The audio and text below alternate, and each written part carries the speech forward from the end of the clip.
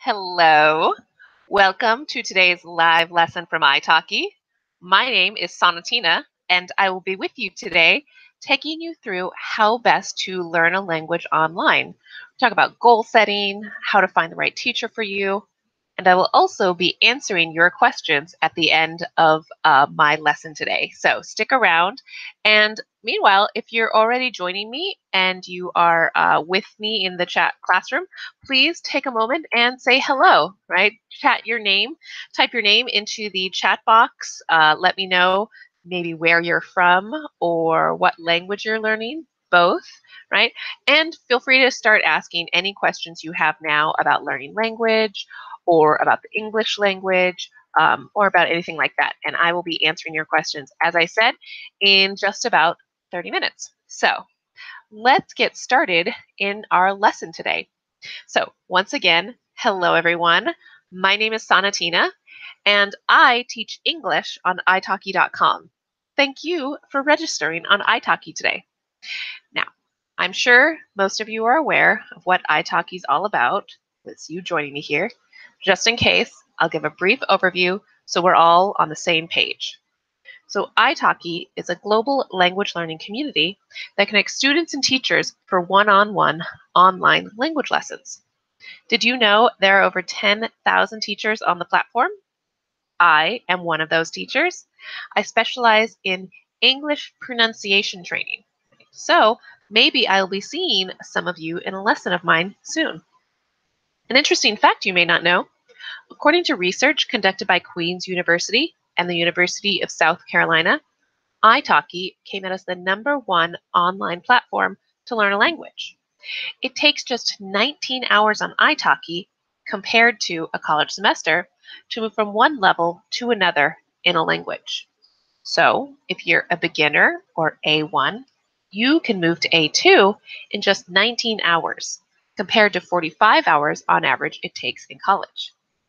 Think about that time you save, not to mention the money and the convenience of learning from anywhere you want. So, to encourage you to get started taking the lessons from a teacher on italki today, I have a special coupon for an extra $10 for your first lesson. That coupon is my name, Saunatina, Saunatina. And I'm just going to put it in the chat box so you can see it typed out. Now you can redeem this coupon at italki.com/recharge. All right. Yeah, so just go ahead and take advantage if this is your first lesson on italki. If you've already taken a lesson, unfortunately, this won't work. This is only for brand new students. But if you are brand new, take advantage of a free $10, right? All right, so now that everyone has their coupon, let's talk about what we're going to discuss in today's lesson. So first thing, how to make the most out of your online. Oh, sorry, that's the second thing. First thing, how to create a goal for your language learning project. Second thing, how to find the right teacher to help you with that goal on italki. Third, how to get the most out of an online language lesson. Fourth, how to move from one level to another in the fastest way possible. And finally, fifth, how to create a long-term language learning plan and stick to it. All right, so first thing, maybe the most important part of learning a language lies in having a clear and specific goal. So the best method I've found for narrowing down that vague speak language goal is this. Pick 3 things: a topic, a person, and a language skill, right? Reading, writing, speaking, or listening. We study languages to use them, right? So always keep in mind why you want to learn the language, right? Who do you want to talk to? What do you want to talk to them about? Once you've answered these 2 questions, you can work with your teacher on picking a mini skill goal to work on to get you to your big conversation goal, right? And there are a lot of mini skill goals to get through to get to your big conversation goal, right? Just in my focus of pronunciation, of speaking skills, you have things like learning individual sounds, right? Or. You have syllables, right? Can you count how many syllables are in a word? There's rhythm, right? In a sentence, which word is emphasized and why? And there's intonation, right? How we use pitch when our voice goes up and down to convey meaning, right? Now, with all of these mini skill goals to pick from, right, you want to get rid of perfectionism in your mind. You don't need to learn a skill perfectly in order to start learning a new skill. Language is a cumulative process. It builds on itself. So you want to keep adding skills even before you've fully mastered a previous skill. Because as you keep adding on, you're still working on those other skills. And you're just adding to them. And that's how your language grows. It means you don't really ever plateau and get stuck in a language rut, right? All right, so in summation, the best way to create goals for yourself, be very specific and clear about what you're learning for. Right? Intensely focus on one skill at a time, and then add skills on a consistent schedule. Great, so now we know how to create a goal for our language project. Here's how to find the right teacher to help you with that goal on italki. So I'm going to let you in on a little secret that a lot of students might not know about. It's always best to use the filters on italki instead of just scrolling through the long list of teachers that show up in the language you're learning. Right? It's not the biggest secret, but it's a feature that a lot of people don't really know how to use properly. They don't see all of the features that are there. So I'm going to just take you through the teacher page, and I'll show you how great it can be to use the filters to find a teacher for your particular language project. All right, so you should now be seeing my page. And as you see, I am on the italki.com/teachers page. And I am looking for an English teacher today. And I have over 2,500 teachers to pick from, right? So we have people from all around, over the world. Different people have different schedules. They have different accents, different second languages, different rates, right? Probably, and lots of different interests, I'm sure. So it's kind of intimidating, overwhelming to have to scroll through and just click on all of these people and hope that I'm going to find somebody that works best for me. I'm going to scroll up and use these filters to narrow down this list. Obviously, availability is where we want to start because we want to put in the times that work best for us. And then italki does all the calculations, right? We don't have to do it email back and forth with the teacher. Only the teachers that are available when we can take a lesson will show up in the search. Next, there's teacher type, right? So that we have professional teachers on italki, those who have a degree or certificate in teaching the language, and community tutors. Generally, native speakers who can help really well with conversation practice and cultural knowledge. We're going to pick a professional teacher today just because we want to find somebody who can take us really well from one level to another. All right, so that brings us now down to 1,497 teachers, right? So filtering them out. We have the from filter, right? Where is a teacher from? It's a really great idea to learn from somebody from the country that you want to visit, right? If you're learning Spanish, it might be really useful to learn from somebody from the country you're going to visit. For instance, if you're going to travel to Peru, probably be a good idea to go learn from somebody from Peru as opposed to somebody from Spain. We're going to learn from we're going to look for somebody from the United States today just to copy my American accent. All right, and that brought us to 388 teachers. All right, pretty nice. We can also put in our budget, right? We can use this slide bar to find a teacher at a certain rate. We can find a teacher who speaks our first language. If we are looking, we need extra help when we're first starting a language. We've both advanced speakers who've learned a language to fluency and native speakers who have been speaking it their whole life. And the skills. This is really the filter that you want to focus on if you're looking for the teachers for your particular skill interests. right? So we have teachers who specialize in teaching children and teenagers. So if you have kids, they can learn through italki. If you're a beginner, or if you are focused only on really business and professional language, we have teachers who specialize in that. For test preparation, we click on that main filter and we see multiple more specific tests that we can look through and find a teacher that's really specific towards our goal, our project. And the final need that I want to look at is the specific need or teacher skill. Like this filter is where you want to put in something like writing, right? So that's if you want to find a teacher who specializes in academic writing, or if you need help with, resumes or something like that, writing teachers can be really helpful. Same thing with pronunciation, right? You can search for the specific language skills that you want to focus on, or you can look up things like games, right? This is one of my favorite search filters because it really helps me find somebody that I can talk to about gaming, one of my major hobbies, and so I know that vocabulary is going to be important to me. Today we're going to look for somebody who loves music, right? Somebody who uses music potentially in their class. All right, and now we only have 28 teachers to search through. So with just a few filters, we are able to really narrow down our search.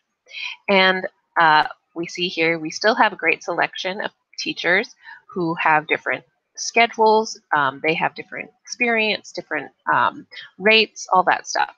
So yeah, it's a really great way to use the program, the search. Let's look at Valerie here. I'm going to click on her because she has a lot of options throughout the week for learning language.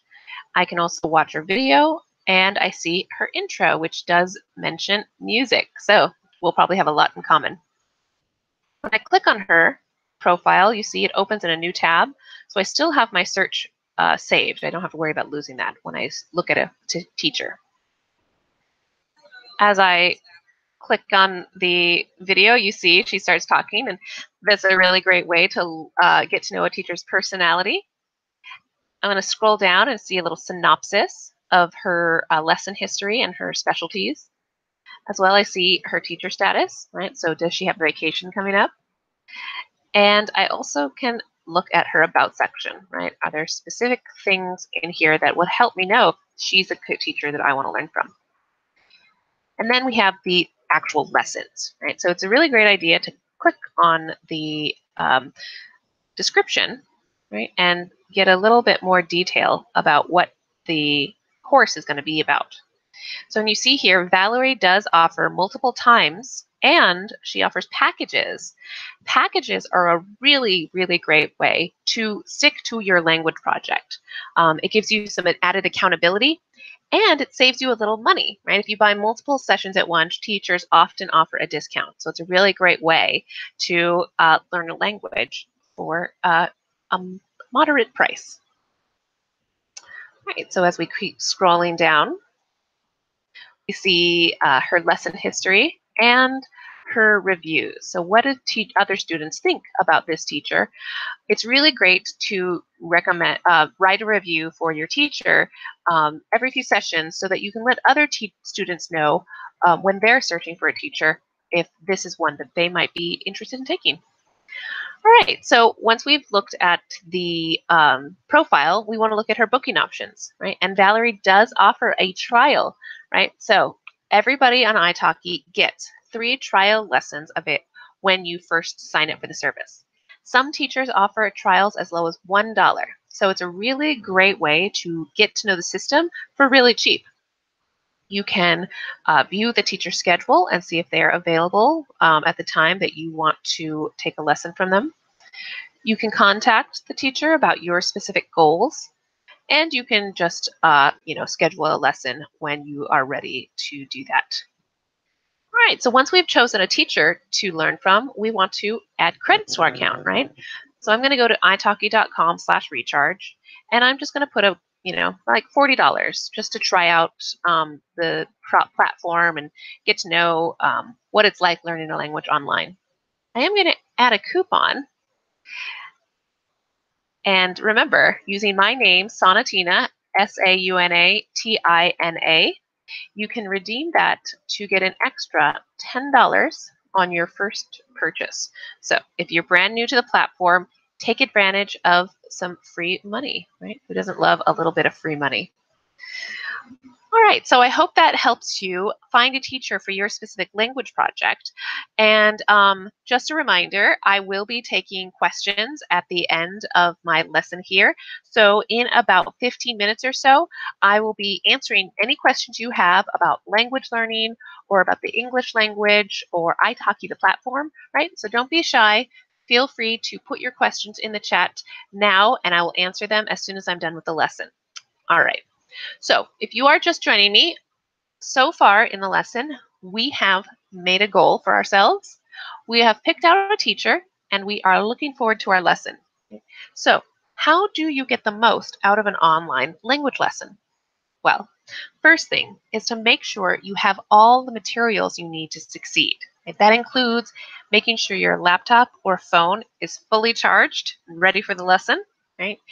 Make sure you have everything ready before the lesson starts, like homework, notepad and paper, pencils to take notes with, flashcards, anything that you need for the lesson, have it ready. During the lesson, you want to speak a lot. I would say you generally want to talk for about 75% of the lesson, right? As a student, you want to do the most talking to get the most practice during the time, right? That means in an hour-long lesson, you want to aim to speak for about 45 minutes. Now, if that feels overwhelming to you, don't worry. Remember, you're having a conversation with your teacher. It's not a, whole presentation. You're not going to be speaking for 45 minutes straight. And your teacher is generally good at being able to keep the conversation going. So don't be scared if talking a lot sounds intimidating first. Remember, this is your opportunity to practice your language skill in a supportive environment, right? It's time to have fun with the language. Make some mistakes and learn from those mistakes, right? And get rid of that perfectionist mindset, right? Perfectionism is going to help way more than it's going to hurt your language learning skill, your effort, right? Almost any skill you try to learn, if you aim for perfectionism every single time, you're going to not have the opportunity to practice as much, right? Practicing means you're using the skills you have and improving on them, right? That means you're going to be making mistakes because you're continuing to improve, right? The more mistakes you make, or the more you engage with the lesson, the more your teacher is going to be able to direct you to specific activities to work on to improve your language in the most efficient way for you. So talking a lot and engaging a lot and showing your real current level is going to be really helpful for your progress, right? And ask questions, right? If you don't understand a concept, or if your teacher uses a word that's new to you, or anything about the lesson, right? Don't be scared to pause things and ask a lot of questions. Right? One of the really great benefits of learning in a one-on-one lesson is that it's all based on your uh, level, your skill progression, right? We're not waiting. We're not in a classroom where we have to keep going from lesson to lesson to keep up with the whole class, right? It's all based on what you need during the lesson. So if one skill takes a little bit longer to learn and requires a little bit more explanation, that's not a bad thing, right? Another skill you'll probably pick up with not a lot of questions at all, right? So asking questions a really great way to make sure that you're really retaining and getting the most out of the lesson. And remember, if there's vocabulary that your teacher uses that you don't know, that's a great way to build your vocabulary, right? And ask questions about where your teacher is from or where they're living now, right? Idioms are a big part of language, and these parts of language come from the culture we live in. Oh, Speaking of the culture, right, you want to ask for homework and real world sources to learn from. Right? Even if you're not on a formal learning plan, it's always useful to ask for some activities you can do between session to work on all of your language skills. Right? For example, sessions with me are intensely focused on speaking skills. Right? I'm a pronunciation coach, so that is my area of focus. So between sessions, I assign my students podcasts and intensive listening exercises to help and them supplement what we learned during the lesson. Right? So speaking skills and listening skills complement each other with practice throughout the week. Now, if your teacher does offer you a learning resource, like a TV show or a textbook or something, and it's not really helpful for you, don't be scared to ask for something else, right? You can even find your own material if there's something in the language that you really love to work with. Don't be scared. That is the key. Teachers on italki are prepared to guide you on your language journey, right? If you need extra help, some teachers are experts at planning the whole language journey for you. Everyone learns differently, and teachers are trained to help different students with different materials. And then don't forget to ask to record the lesson for later review, right? Being able to review the lesson afterwards, maybe pause, take notes, really helps you retain that information and learn it more deeply. Finally, in order to get the most out of the lesson, remember to incorporate what you learned during the lesson into your daily life. Learning a language requires some intense commitment, and nothing keeps you motivated to stick to the plan like the feeling of connecting with someone in your new language. So, getting a language buddy you can talk to on a daily or maybe every other day basis is really helpful to the project because it gives you the ability to practice, what you learned during the lesson.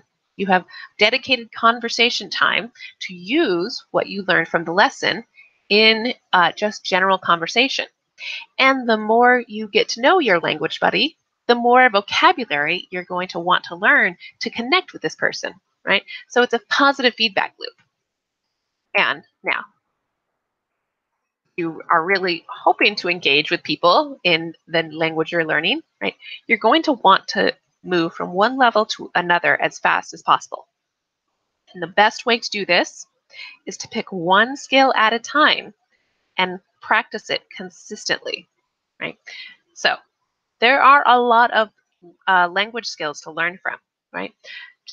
You have new sounds to learn, new grammar, new vocabulary, and new writing systems, right? All of these skills can be a little overwhelming. This overwhelm is one of the reasons that a lot of people don't complete their language goal. Right? They don't see progress fast enough and they become demoralized and learning stops being fun. Focusing on one skill at a time helps reduce this overwhelm of what to study next, what's the most important, right? Plus, you are able to see the progress you make as you move from one mini skill goal at a time to the next on the way to your big conversation goal. Now, I do think it's best to start with speaking skills simply because everyone I've ever met who wants to learn a new language wants to do so to talk to other speakers of that language. And the easier it is to speak to new friends in your new language, the easier it is to reach full fluency. So if full fluency is your goal, the best advice I can give you is to create a long-term language learning plan. And the best way to create a long-term plan is to incorporate language into your daily life. Right? So let's take a activity like breakfast. Right? Every day you should eat breakfast. It's kind of a standard, right? It's a good idea to set aside a certain time to eat breakfast every day.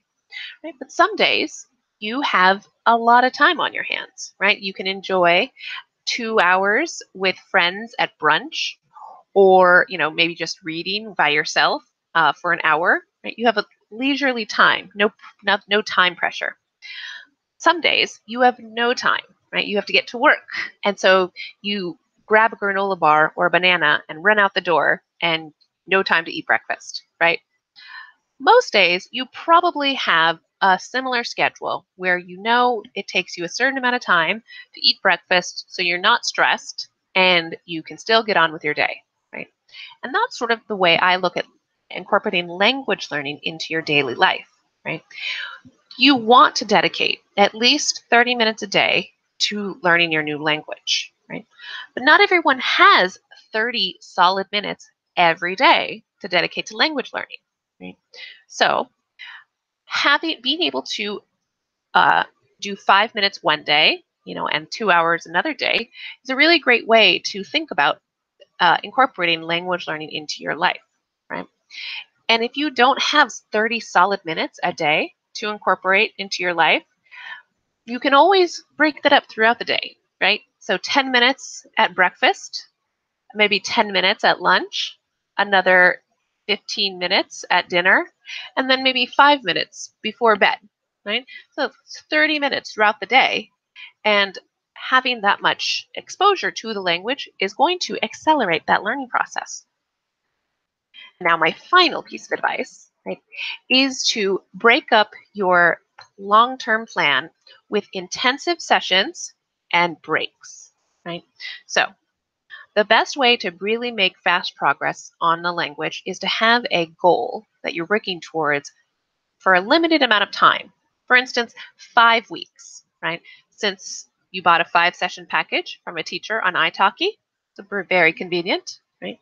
So you set a 5-week mission goal for yourself, and then you celebrate and take a break from intensely, studying the language for a little bit. Then you start a new 5-week mission. Right? The key to this hint is to make sure that you schedule your return before you take your break, right? So having that appointment with your teacher on the calendar while you're taking your, homework language break will give you a lot more incentive to come back, a little accountability, and it will prevent you from, maybe taking on a new project or filling that time with something else. All right, so I hope now you have gotten a clear idea about how to get the most out of your online language lesson. Thank you so much for taking your time in joining me here today. Now, if you are joining me late, I want to share a special coupon for learning language from any teacher on italki. All right, it is from me to you, and I'm just going to put it up on the screen so everyone can see it.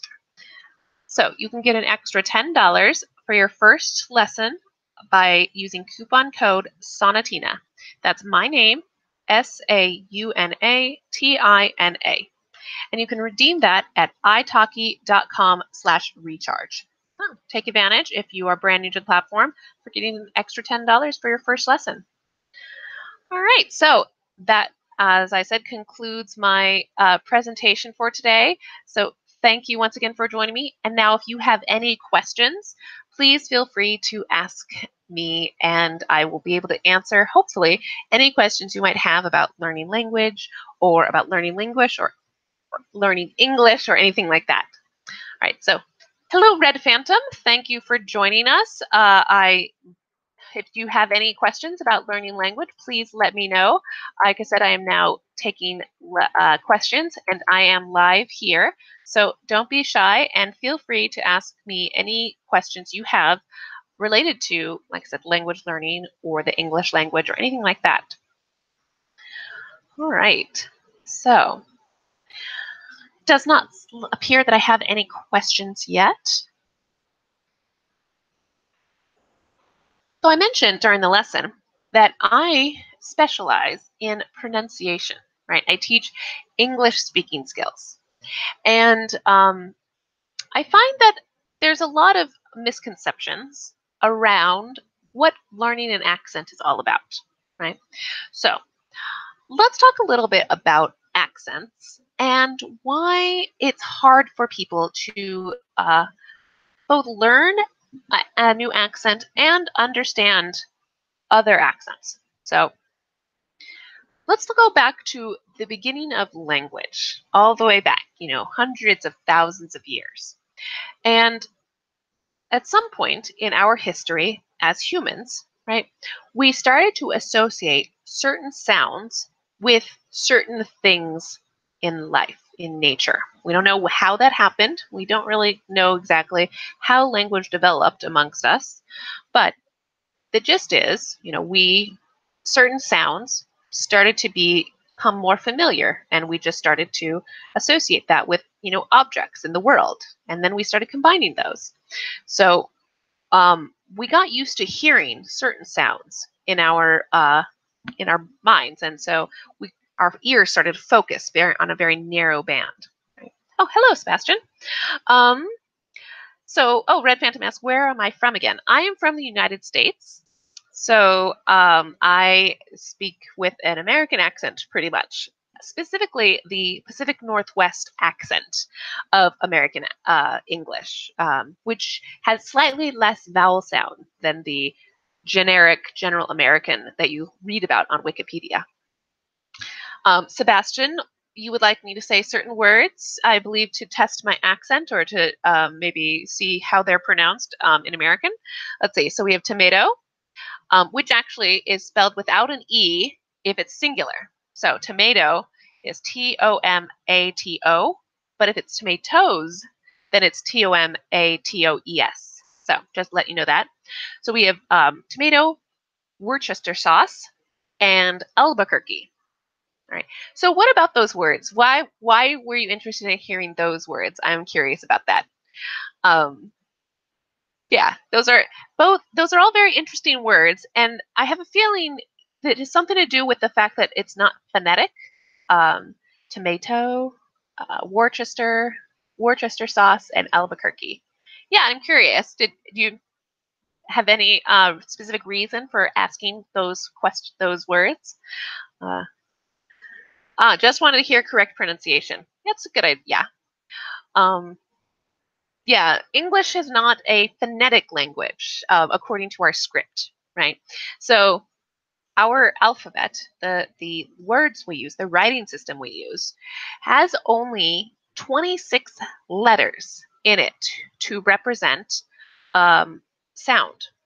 Tomato. Nope. So let me go ahead and type it in. Tomato. Oops. There we go.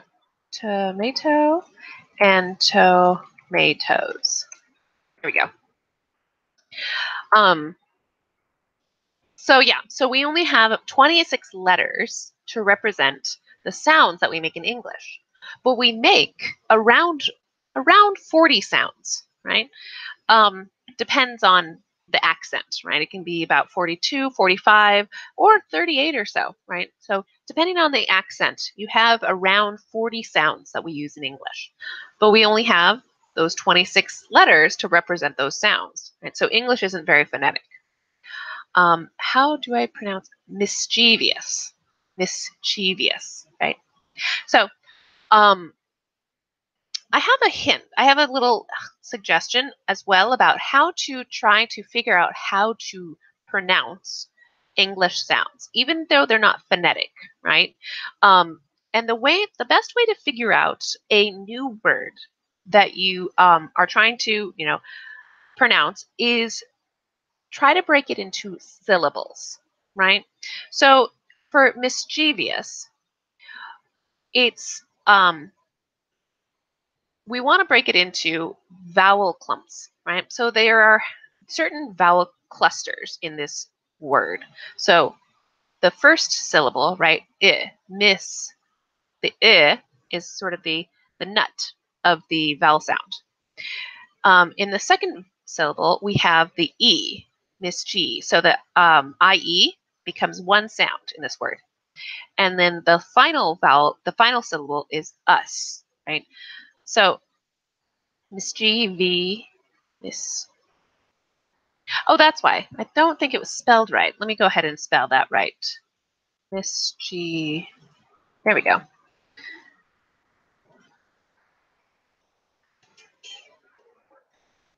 Mischievous. So that's how we would actually spell that word. Miss No, you got it right. Huh. Now why did I... Sometimes the English language even confuses the native speakers. Um, so about the words world and girl. These are really tricky too. Yes. So these are tricky because of that fabulous RL combination, right? The ul. And the reason that this is a tricky combination is because of the English R sound, right? The The way that Americans say the sound is different than a lot of other places. And it changes the sounds that come around it, right? Earl, right? Our tongue has to go from a very flat to a curved really quickly, Earl. So it takes a lot of effort for our tongue to move between those two sounds, between those two positions, right? So the best way to practice this R combo is to do just that. It's to give yourself a little workout routine to pronounce these words, and specifically just the just the sound. You don't even have to say the whole word, right? It's kind of like doing sprints, right? In order to get faster and faster at doing something, you need to keep doing it over and over in the same way. Girl, but girls might be, but not the word girl. Oh, huh, that's cute. No, girls are about as tricky as boys, so yeah. But yeah, girl it does cause a lot of problems to a lot of people because of that sound combination. Yeah, we're old, and it really is the R-ul combo. And it's mostly because of the way that Americans say the R. We pronounce it very clearly in a way that a lot of other English accents don't even pronounce it, right? So moving from that high flat position for to the curled ul takes a lot of effort. So do that little exercise, and that will help you with that particular pronunciation issue, right? Um, yeah. So, do you have any other questions or about the English language, specific words, about learning languages in general, anything like that? Please let me know. I will be here for the next 7 minutes or so, taking your questions. So take advantage of a free lesson from italki. And yeah, please let me know where you're from, right? What languages? What is your first language? Because it's very common that people of the languages that you speak, if a lot of people who speak Spanish tend to have similar pronunciation issues, right? Jewelry, jewelry. That's a fun word. I like that word, jewelry, right? And so this goes back to the syllable breakdown, like I was saying, right? So ri. Though when we move from the ol to the ri, that for some reason isn't as challenging for people, right? To go from ul is a little bit harder than going from ol to Plus, with this combination, right, we tend to pause on the ol, right? Jewelry, jewelry, right? There's a brief pause between those two sounds, and so it makes it easier for our tongue to catch up and actually move between those positions. Jewelry, jewelry, right?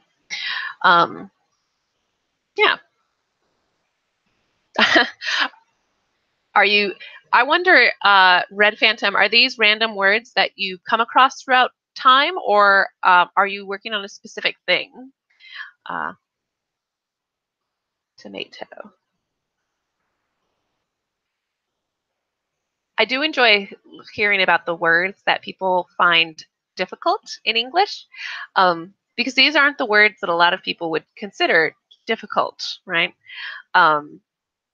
Tomato, for instance, that's one that I haven't really heard as a challenging one to hear.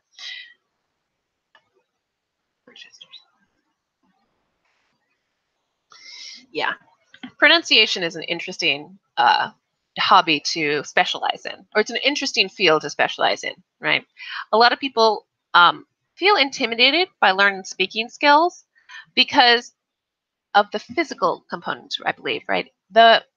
When we read, it's a very private experience. Most people as adults, we don't really read out loud. So it's easier for us to concentrate and practice reading skills because we can take our time, right? We don't have to keep up with somebody else.